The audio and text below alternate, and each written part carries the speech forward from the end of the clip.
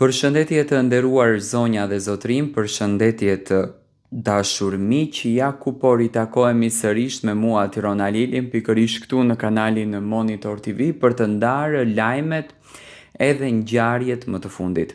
Dua në këtë minutazh, dua në këtë përmbledhje të ndaloj tek e nderuara Grida Duma, që në fakt ka qenë në qendër të vëmendjes për një krisje të mundshme që u përhap që ka ndodhur në televizionin Top Channel. Do me thënë lajmet kanë qenë të shumta që Grida ka përjetuar një krisje të madhe, ka përjetuar një dinamik të madhe me Lori Hoxhën dhe Sara Hoxhën, por së fundi ajo ka folur mbi këtë histori dhe ka treguar detajet. 4 vite më parë, Grida Duma dorëzoi mandatin për të marrë detyrën e moderatores dhe autores së emisionit politik në Top Channel Top Story.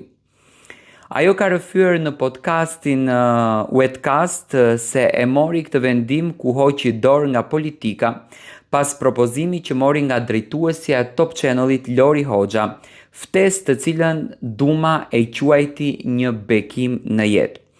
Nuk isha, thot, e detyruar. Asgjë nuk është tashmë e detyruar në jetën time. Nuk kam asnjë kondicion përveç jetës, shëndetit dhe dashurisë për fëmijën tim. Kudo që mund të jem, e di që e nis nga fillimi dhe e di që mund të ndërtoj një standard jete që më ri shumë mirë. Nuk më duhet shumë për të jetuar mirë dhe besoj që kjo është aftësi apo dhunti e atyre që jetojnë më shumë me mendje se sa me trup. Erdhi në kohën e duhur, ishte një propozim i cili më la pa frym për momentin CEO i Top Channel, ishte duke rikonceptuar mënyrën se si do ta drejtonte televizionin bashkë me aksionerët e tjerë. Kur e dëgjova propozimin, me thënë të drejtën shtanga në një farë mënyre, por besoj se ishte e dhënë një shenjë, erdhi momenti i duhur. E ftuar në Wetcast, podcastin e Universitetit Europian të Tiranës, në një bisedë me profesoren Belina Budini, Grida Duma ka rrëfyer detajet e vendimit që ndryshoi jetën dhe karrierën e saj duke shndruar në një nga figurat më të spikatura të medias. Për mua në ato qaste humbi plotësisht të bërit politik, thot Grida.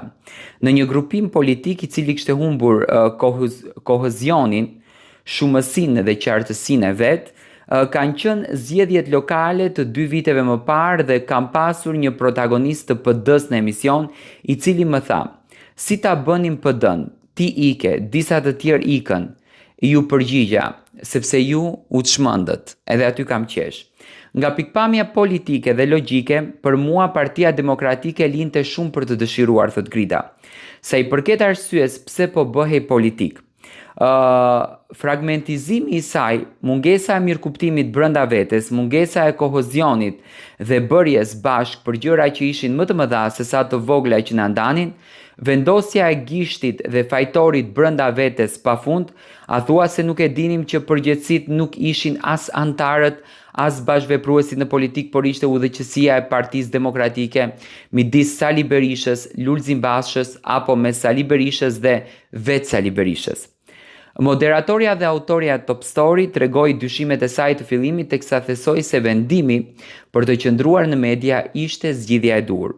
Nuk mendova se do të bëja në çastin e parë, mendova se mund të tentoja të hyja edhe në media dhe të mbaja pozicionin politik, thot Grida. Mendoj se njeriu në jetë duhet të ketë qëllim, të ketë këllqe dhe guxim të bëjë një zgjidhje.